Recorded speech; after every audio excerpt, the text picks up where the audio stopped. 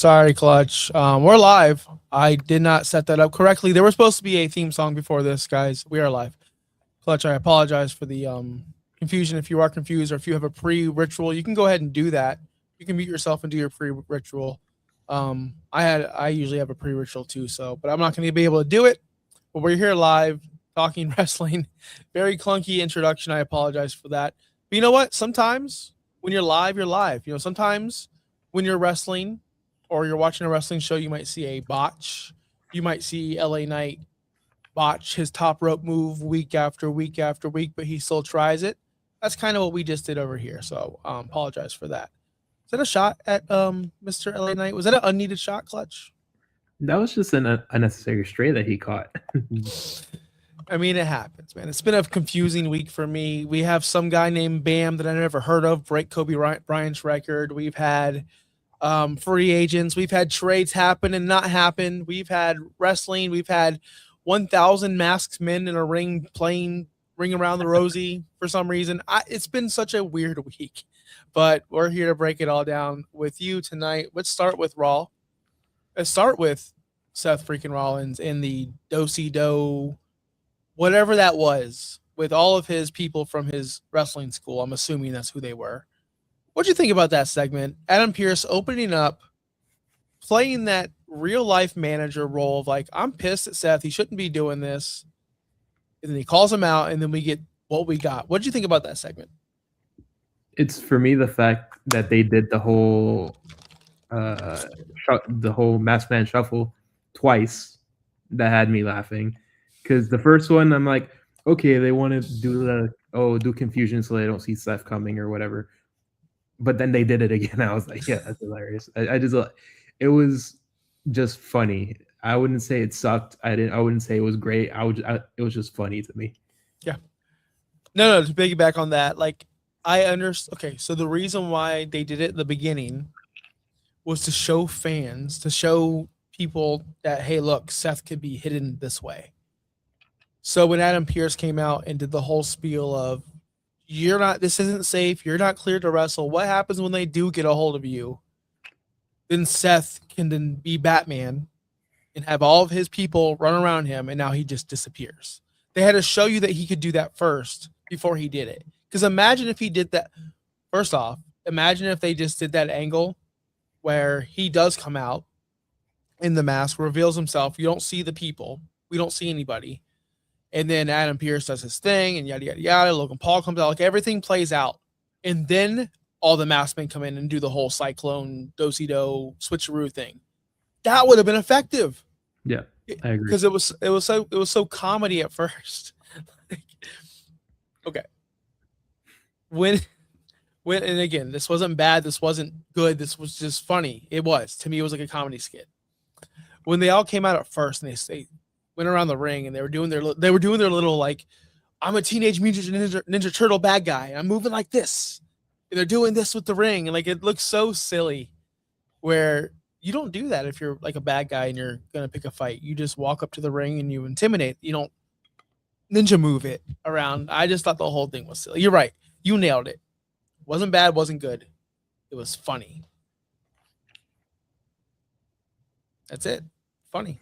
But what do you think about though the dynamics? So we're definitely getting Logan Paul versus Seth Rollins, assuming things don't change, but that has to be the match. I think. I was so sure last week because they had a thing with Theory and Logan with the Usos. I was like, okay, that's the WrestleMania match. And then that would mean that maybe Braun is ahead of schedule. Maybe he'll be back for WrestleMania, and they're just killing time until he is, and then we can have Braun and Seth. I would still be leaning in that direction, but it's more of I was like an 80-20 on that, and I was probably dropped to a 60-40. So I just don't want to see Seth and Logan at WrestleMania because they already did it, and they already did it at WrestleMania. So yeah. I wouldn't want to see it. I wouldn't want to see it either. I threw it out there. Seth challenges Brock Lesnar because his real enemy is Paul Heyman, not Logan Paul, not Austin Theory. His main villain. I mean, it would be Braun Breaker, but it isn't. It is Paul Heyman. He's the Vision. He is the leader of the Vision, the de facto leader since everybody's hurt. Like that's so I would assume him challenging, but the whole thing with Brock wouldn't make sense. So, but like, what else do we do with Seth? They have to have a plan. I think there is a plan in place, and I hope it's not a 6-man tag somehow with the Usos and Seth Rollins versus the Vision and Brock Lesnar or something. I wouldn't know how they would piece that together, but a 6-man tag at WrestleMania would be awful. Yeah. But we'll get to the main event of Raw and how the Usos acted. They aren't acting very babyfacey, and Seth Rollins is a babyface, whether you guys like it or not. He is. So I don't think the direction is to move the. I think the direction is they're moving the Usos heel, and we saw that tonight. Let's get into it because that's the biggest story. That's the biggest thing that happened on the show. It's the best thing that happened on the show. After the Usos cleared out the ring of the Vision, did their dance, LA Knight was in the ring. They were celebrating their clear out. They were leaving, and I think either Kathy Kelly or Jackie Redmond, one of the two, stopped them and was like, "Hey, CM Punk, like whatever. Oh, we don't care about no blizzards," yelling. All right. And then what about CM Punk saying this about your family? That's what she said about your family. That's when he says, we don't care about no CM Punk, blah, blah, blah. And then that's when Jimmy said, oh, no, maybe we should. Maybe we do. And then they turned around and went back. So we knew something was going to go down. CM Punk, main event, cuts a promo. Kind of a nothing promo, honestly. I'm here. I'm doing, I don't have to imagine, whatever he was saying. Usos come out and the magic happens clutch. Like this is when the magic happens. So when they came out, what were your thoughts? Like, did you think it was going to be a beatdown? Did you think it was just going to be a confrontation? Or what were your thoughts when the Usos came out? I thought it was going to be a confrontation, and it kind of ended up being that in the sense. Then you had, which I really enjoy, when Jey Uso doesn't do the whole yeet thing and get serious and mad and like, and not really this cartoonish character that we've been seeing recently. He's great. And also, Jimmy played that role perfectly of being the calm one to be matter of fact and go with Punk, and he played that role really, really well. That by far was the best thing that happened in the night. I think I'm not leaning towards, like you said, where I think the Usos are going heel. For me, it's more so the Usos just went logically and said, yeah, you insulted our uncle. And Samoans are all about that family, as you know. So they're gonna, I guess, take offense to that because they're like, yeah, we're cool, we're friends, but say sorry. And that's what the whole thing was based about. And the biggest part that I enjoyed out of the whole thing was how CM Punk reacted to that. He's like, Roman never said sorry when he did all those things and said, because he also did the thing with Cody when Roman was talking about Dusty and things like that. He's like, yeah, he never said sorry about that. And I liked how they brought that back because it makes sense. It's like everybody's mad at me for saying this about his dad, but no, Roman does this thing all the time and nobody says anything to him. So I like the logic that went there.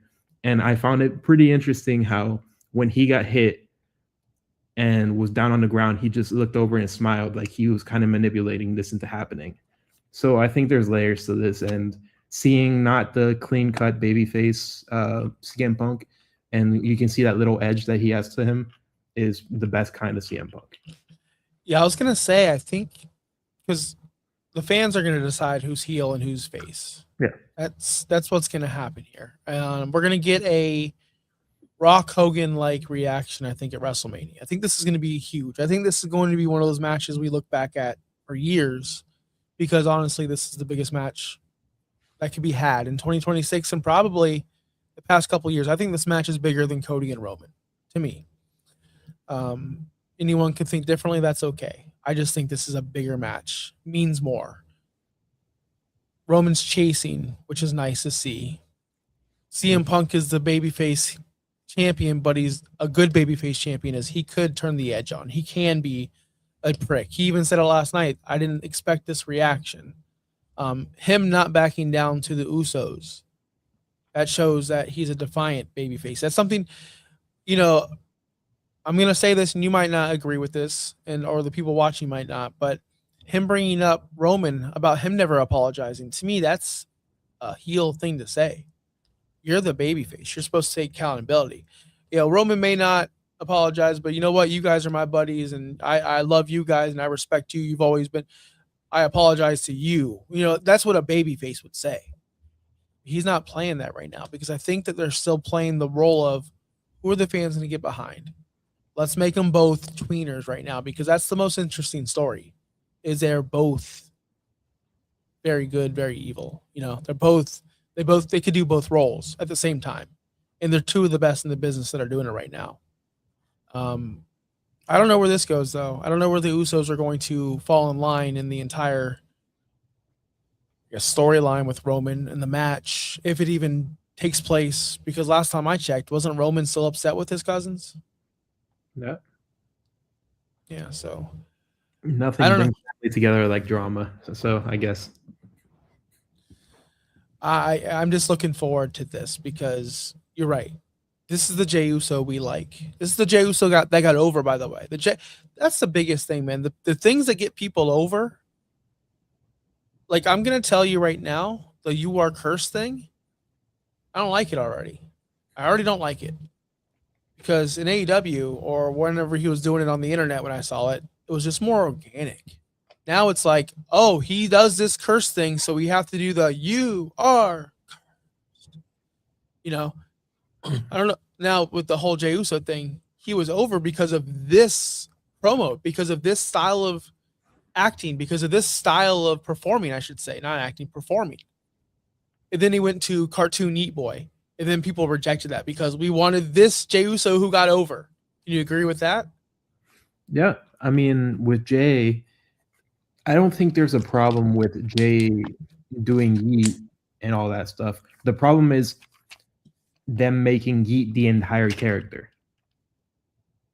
It's okay that he uses it because before that, Jimmy was doing it and all that, so it's not an issue. And if they want to make it a catchphrase or whatever, cool, but not make it the entire thing where it's like Yeet, Yeet, run it back theme song in the middle of a Royal Rumble or Elimination Chamber. So yeah, that's more how I see it. Also with like you said with Danhausen, "You are cursed" is cool. Like he can use it, but when they make that the entire thing where you can hear it in the theme song, where you can do all that, then it loses a little. It becomes more cartoonish, like you said. Yes, I agree, man. And we'll get into Danhausen a little bit about how we feel about that. But I just want to stick with the CM Punk Roman match. Just for one more quick minute here. Now that we have Randy and Cody on the other side, which is the more interesting match to you? Because you got to think about your childhood. I mean, I guess Roman and CM Punk are your childhood too, but you got to think about who has more history, who has more story, who has more. What would you be more excited for in a vacuum if these matches were just announced on paper, and you had WrestleMania, Cody Rhodes versus Randy Orton, and CM Punk versus Roman Reigns? Like, which one would you choose if you could only pick one? That's what I was trying to get to. I think I would still pick Roman and Punk because yes, I have to. Like I grew up on Randy and when they did Legacy with DiBiase and Cody, and there's a story there, and it's definitely going to be a big thing, but there's something about two wrestlers like Punk and Roman that just have this energy about them, this, to use the word, aura, where Roman is that untouchable guy and Punk is he's a living legend to some people in wrestling. So I still look at that, like, and you said I think the perfect comparison, like that kind of thing, like Rock and Hogan, because you have Hogan who at that point was old as hell and not at his prime anymore, but he still had that aura about him. He was still Hollywood, doing all those things. And then you had Rock, obviously Rock. So I'm still into that because there is still story there because of the whole Punk brought the Shield in and they go and Punk did not want Roman Reigns in the beginning apparently, like when they did the Shield. So there is story there, and it doesn't take anything away from Randy and Cody. I just think recently there's been a little bit more Cody fatigue. So maybe having him main event the second night of WrestleMania for I think the third year in a row, maybe not the best way to go about it. But it doesn't take away that night one main event, Randy and Cody could blow the roof off the house. Here's what I'll say. I agree with you. The bigger match is Roman, and that's what I said. I already said this. I said the biggest match in the company is CM Punk and Roman.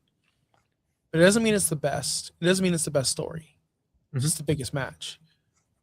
I think if there was no build-up, like we've had build-up with Roman and Punk for a little bit now. We're just now getting the Cody and CM, like the Cody and Randy Orton that's official now. So that's still new.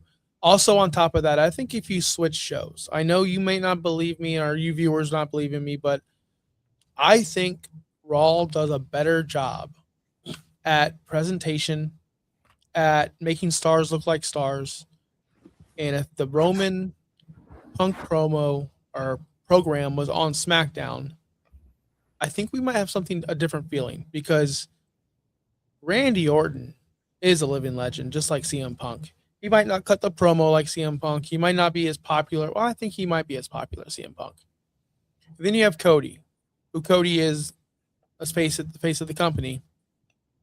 And if I feel like, I believe if they're on Monday Night Raw and they're on Netflix and they were given that priority, I think it would be the bigger match. I just think it's placement.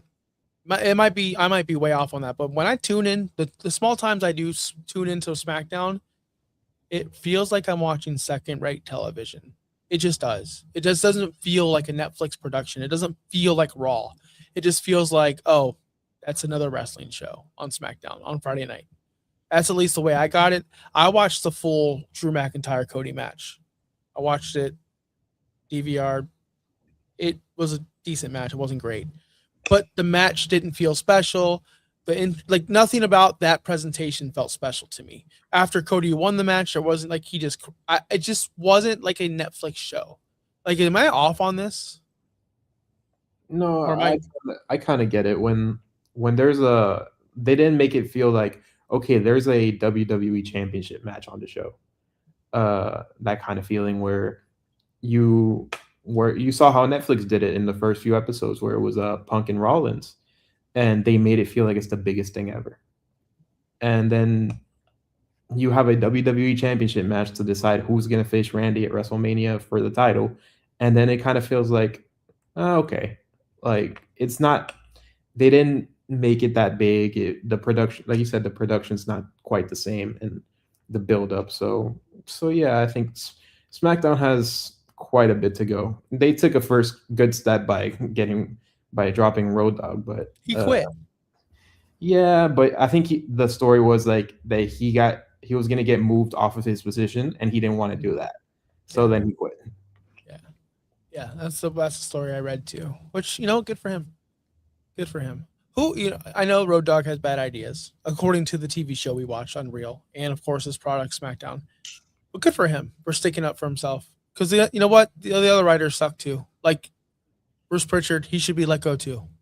Like you've said this many times. So It's not just him. It's a whole army of just bad writers and bad creation. Like, I want to know whose idea was it to debut Danhausen like that. I just want to know. I can't wait till we watch Unreal and we figure out who's the idiot that thought this was a good idea. Now, hiring Danhausen was not a bad idea.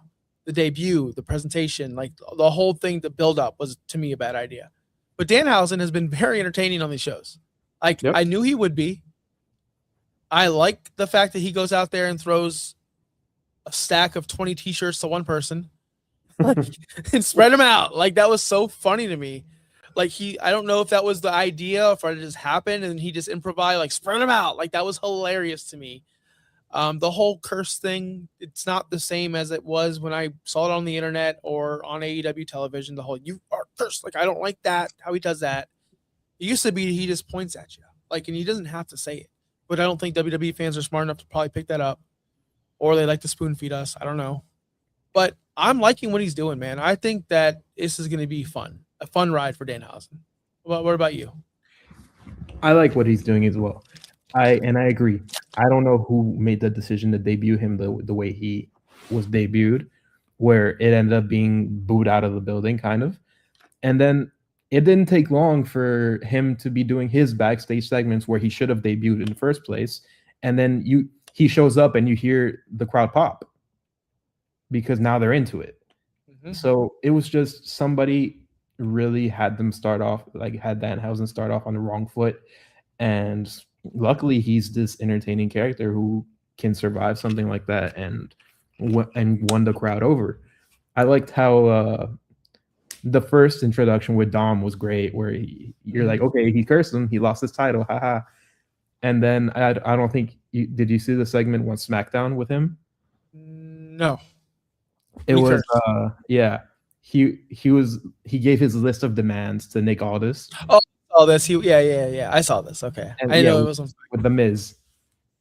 So, and then he's like, "Yeah, you're gonna be my mentor. If not, you saw what happened to Dom," and that was pretty funny. And then you got to Raw with El Grande Americano, and then he ended up being replaced in the match. So apparently, this is not like, from what I remember, people talking about in AEW where his curses weren't actually like valid, or some of them. Here it seems like, yeah, if you're cursed, you're kind of screwed. Yeah. And I kind of like this aspect of it. I love it. Like, I love the fact that he's going around cursing people and he's interacting. And I love the fact that the crowd is popping. And they're when he came out and threw out those T-shirts, that was like a throwaway segment or whatever, fans popped and they were into it. And it's just, Michael Cole was, look at this guy, he's throwing, like, that guy just got 20 T-shirts. Like, that was hilarious. Like, that was probably my favorite part about Danhausen so far. Just that one throw. Like, imagine being that dude or person or whoever caught those T-shirts. What do you do? Like, yeah, you're probably getting pummeled by like 30 other people. Sure, that's hilarious. You ever caught a T-shirt at a show or anything? No, I haven't. I have not, but my friend next to me did, and it was a shirt I wanted. It was at the All-Star game. The Tampa Bay Lightning hosted the All-Star game for the NHL, and my buddy caught a T-shirt, and he's fucking tall as shit, so he just like mossed it, and it turned out to be the shirt I liked. And I always wonder, because I never caught a shirt, like, what size are they? Are they all large? Are they all medium? I think because I also did have a friend who caught one. It was at a Miami Heat game, and they were extra large, all of them. So they kind of, because some people are bigger, some people are smaller, but if you can, I guess you can make an extra large work. I wonder if you can go into the store and go, hey, I caught this, like, but it's not my size. Can we just interchange? I wonder if that's had to have happened before. Somebody's had to like do that. I'd not complain, but that thing and see. I don't know if they give it to you or not. Probably not. They're like, yeah, this is free. Just take it. Yeah. Like, what are you complaining for? You got a free shirt. Back in the day when I was not child, but younger person with no bills, I used to like make fun of people that get T-shirts. Like, why are we getting excited about a T-shirt? Now that I'm an adult and I have a million bills and I can't afford nice T-shirts anymore, I will go crazy for a nice T-shirt. Just throwing it out there. I don't know if you've gotten that point in your career yet or your life yet, Clutch. Oh no, I would go crazy for a T-shirt. You would? Yeah. Hell yeah. That's right. Right on, man. I love T-shirts, but no, I don't ever catch them. Where we sit, we don't catch T-shirts. I remember being at the Stadium Series Lightning game just a couple months ago or a month ago. We're in a 300 level, bro. We're at the very top, and they're like, T-shirts. I'm like, yeah, okay. What kind of cannon do you have that's going to make it to the second level, much less the third level, bro? Why are we all standing up? Anyway, where are we at? Danhausen. Let's move on to who he cursed last week, Dominic Mysterio. We had the turn. It felt like this turn has been leading up for years, like literal years. It happened, and it happened the way I think it should have happened. And I am enjoying it. I liked it. And I was actually shocked that JD McDonough did what he did. I could not believe it. Now I know why he came out with Finn Balor, because I thought that was odd. He was in the back with Liv and Raquel and Dom when Dom was like, "Where's Finn at? Where's he been at? I'm gonna go call him out." And then JD was there. Do you want us out there? Of course I want you guys out there. That's what Liv asked. But JD didn't come out with the Judgment Day. And I'm like, where the hell did JD go? Did he go find Finn? Anyway, Finn and JD came out together. And I'm like, I should have known there that that's why they did it, so the turn could be more effective. So how do you think the segment went? I think it went exactly how it should have. I'm glad that JD turned on Finn as well, because Finn as a babyface, which is where he's going, needs to be by himself, because he does his best work as by himself. If you've seen NXT with him back in the day, by himself, he got over immensely, and he knows how to carry himself. I don't think he needs JD, and I think it would be a waste for JD to be a face with Finn. So it happened exactly how I think it should have happened. I'm going to throw something spicy at you, and let's see if you agree. We need to move this guy to SmackDown. They don't have many baby faces there. And once Randy Orton, I think he's going to win the title. No, let's not do that, because I don't think he's going to beat Randy Orton right away. But I think Finn Balor will fit in over on SmackDown. I think they need baby faces. I think there's talent over there he could work with. I think he's done everything he could do on Raw, but he's a baby face now, so there's more opportunities or opponents for him on Raw that he didn't have before. But I think new face, new place. I think that's going to be good for Mr. Finn Balor after WrestleMania. What do you think about that shift, if that ever does happen? No, I think it makes sense, and also, but yeah, once this concludes, because obviously there's going to be the blow off match, and as soon as like that storyline is over and the Judgment Day move on, and then Finn can move on, it wouldn't make sense for them to still be on the same show, and it would probably he'd be better off with a fresh start where he can maybe debut as either upper mid card or into the main event, where at least he's challenging and doing stuff like that. I think it'd be cool. Yeah, I want to see a title run. Like, I know everyone wants to see a title run, but I do want to see him actually win a title again. He deserves it. He's awesome. He's such a good worker. I don't think Judgment Day moving to SmackDown will be a good idea, though. I just want to put that out there. If they move Dom and Liv, probably the two best characters, the two most fun characters I like to watch on SmackDown, I'm going to be highly upset because I still won't watch SmackDown. But I'm going to miss out on Dom and Liv. Like, those are people that when you're fast forwarding through the rubbish, the junk you don't want to see, you see them come out, like, you stop always, because they're always entertaining. Now this call out, Dom was super serious. It already looks like he was going to turn on Finn. It already looked like he was going to just beat up Finn. It already looked like he wanted to start a problem. Then Finn apologizes. Dom smacks him after some words were said. Does the Pele kick. I love that. I love this whole turn. Went and did the sling blade, did the drop kick in the corner, or was about to do the drop kick in the corner, and that's when JD McDonough clotheslined his ass. They put the boots to him. Even Liv got on top of him. Lucky dude was getting punched. Even Raquel was putting some forearms into his face. Poor old Finn Balor got his ass beat. And that's the way baby faces are turned. Yep. You ever realize that? Like, that's the baby face turn. You get your ass beat. Yeah. You gather the sympathy, the extra little bit of sympathy to fully turn it over. Yeah. It was good. I like it. More to come on that one. I don't know if there's last thing before we get out of here. I wanted to ask you about the women's elimination gauntlet. Whatever it was called. The gauntlet match. I fast forward this entire thing. Except for the finishes. Ivy Nile pinned Io Sky. I didn't see any of this except for the pin. Can you explain to me why Ivy Nile's pinning Io Sky? What happened?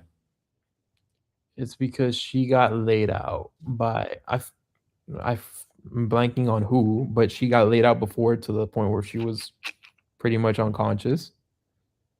And then that's when just Ivy Now came in and took the pin, and that's it. Okay, so it's just like I come because I know she lost to Bayley. I think the next round, I think, or maybe Asuka. I don't know. It was to me a very long match. I fast forward through the most of it because why are we doing this? AJ Lee is not going to lose her title to Bayley or anyone else in that that gauntlet match. It's going to be a Becky Lynch match at WrestleMania. I'm assuming, right? Or is that off the table? No, it has to be a Becky Lynch match. I It think, has to be. yeah, I think they did that gauntlet because I mean, in one of the promos, I think AJ said, "Oh, this I want to face all these women and whatever," and then they have a I think Bayley and AJ have a good friendship with Punk and all of them, so it's more of a yeah, let's have this moment for them, and I don't mind this because Yeah. when I saw Bayley was in this match, I was like, yeah, it's probably gonna be Bayley, so I don't mind it. Yeah, yeah, I don't mind it either. And one last thing, because we are going to log off after this, I have a question for you. Okay. Because Brock Lesnar, and this is, no, we'll do two more because I want to ask you a football question. Brock Lesnar is going to be back on Raw next week. Do we get his challenger? And if we do, officially predict it right here. I need to know. I don't think we're gonna get his challenger because he's still scheduled for plenty more Raws. So I don't think so. I would hope so, and as of right now, still I'm leaning uh, LA Knight, and when I'd still much, I don't know, I'll still be on this Obafemi train for a long time until it's officially not happening, because I just think that should be the match, but it's neither here nor there at this point. So yeah, I think it's gonna be LA Knight. Yeah, that's what I predicted from the start, and I'm sticking with it. I think it's going to be LA Knight. He has nothing else going on. Nothing else going on in the world of professional wrestling. He's just a guy now. A baby face. He's mega over. He's a mega star, but like he came out on Raw and I didn't care. He's not doing anything. So, and I'll leave you with this football question. So, all you wrestling fans, you can get out of here if you want. But this is Miami Dolphins talk because I'm just curious. Did we talk about Malik Willis yet? We have not. Are you excited? Seriously, because last time we spoke, you said Quinn Ewers is the quarterback you wanted. And I think I threw out Malik Willis. Can't remember if I did or not. I'm excited for Malik Willis. I think Malik Willis is a good quarterback. I thought he should have been drafted in the first round pick that year. I think people talk about Shadir Sanders and his slide. No. Malik Willis had a worse slide. I know he was drafted before Shadir Sanders, technically in the draft order, but Malik Willis was literally, in my opinion, a top 10 pick. I don't think Shadir ever was. I'm super excited. I'm mega excited for the Miami Dolphins' future at quarterback right now, at least to give him a shot. I am. Yeah. So for Malik Willis, I didn't want him before because of the reports that came out that it was going to be 30, 40 million per season. And I was like, okay, at that price, we already dealing with Tua's cap hit and everything. So no, because I don't mind. I would have loved him on a regular deal, which he ended up getting was I think it's like 20 something million a year. Like 27, 26 million a year. might be lower than that actually. Okay. But yeah, on a really friendly deal where he's there for 3 years. The last year doesn't count into the cap, or doesn't have to. So you can see what you got with 2 years. He was he was ranked as a top free agent in the class coming in, and it makes the season more entertaining. I said Quinn Ewers because I was like, you know what? Let's just embrace the tank. He's not going to be that great, whatever. But now you got Malik Willis, and you're like, huh, this could be interesting. We can start like building a little bit. Maybe just I'm glad that the Dolphins they saw the Tua situation and didn't just sit back and say, yeah, we're not going to spend any money at quarterback. Let's just go with what we got and deal with it. No, they went out there and their first signing in free agency was a quarterback. And it shows that, and he, what's his name? The GM, John Eric Sullivan, he said that during a press conference, he said, we're going to keep taking shots at quarterback until we find one. And they took the biggest shot they could have done at the moment. And I'm excited for it. It's the first time in a while that we see Miami a quarterback that is capable of doing a QB sneak or can scramble, and then you mix his like legs and arm with Devon A Chain in the backfield, and I think that makes for exciting football. I don't know if it's going to lead to wins right away, especially, but it should be very fun, and I want to see if he can grow into this quarterback of the future that we hope for. Yes. Well, honestly, well said. I want to add one last thing to that. I think beyond the physical traits, beyond his legs and how he can move, he's an intelligent person. He's an intelligent quarterback. He makes right decisions. He makes good decisions. Tua, I think, is not smart. Like I've come to realize, and this is not a shot at I'm dumb too, but I think Tua is just a dumb person, and I think he makes dumb decisions, and a lot of that is coming back to play football after he probably shouldn't have, and a lot of that is on the field, thinking that his arm is stronger than it is. How many times did we see him throw it straight to a linebacker or DB in a space where he couldn't fit it in there because he's not Brett Favre, but he thought he was. It happened all the time. Tua thought he was better than what he was. And I just didn't think he was a smart person. So, with that being said, I'm super happy to have Malik Willis in here. I'm super happy that Jalen Waddle is going to hopefully break out again. Hopefully he has a good season. And I hope Achane never leaves us. And I'm glad that Mike Evans left Tampa. So screw you, El Ginger Americano. I know you're not here, but I know you're watching. And I'm glad that no, I'm not. I'm upset that Mike Evans left and with the 49ers. But it is what it is. It's your NFL talk. Did you have any more NFL news you wanted to talk about before we left? Because I like this. This is fun too. For NFL, I'm not really. I mean, I'm just excited to see now what they're gonna go into the draft, because they're probably gonna need a DB or something. So to get this thing going and how the defense shapes up, I think the offense is starting to shape up, and I want the two positions I'm most looking forward to is tight end, filling in that spot a little bit, and then the DBs. I don't know why I got kicked off there. I have zero idea what just happened. But yes, tight end is a massive hole, and I wish they would have went out and got Isaiah Likely, but I definitely understand. Cap space, money. I understand it all. But man, I was hoping Likely would come to Miami, but I knew that was never going to happen. He was going to follow Harbaugh over to the New York Giants. If you don't know Isaiah Likely, he's going to be a fantasy freaking stud this year. Throwing that out there now, March 12th, 2026. Mark my words, he's going to be a top 5 tight end in 2026. And I'm upset we didn't get him. But anyway, that's it. Saturday, Bobby and I are covering WrestleMania 3. We covered WrestleMania 1 and 2 last week in one show. And let me tell you something, Clutch. We all forget how amazing Roddy Piper truly was. We forget that he was the MVP of not only WrestleMania 1, but WrestleMania 2. We forget how good Mean Gene Okerlund was.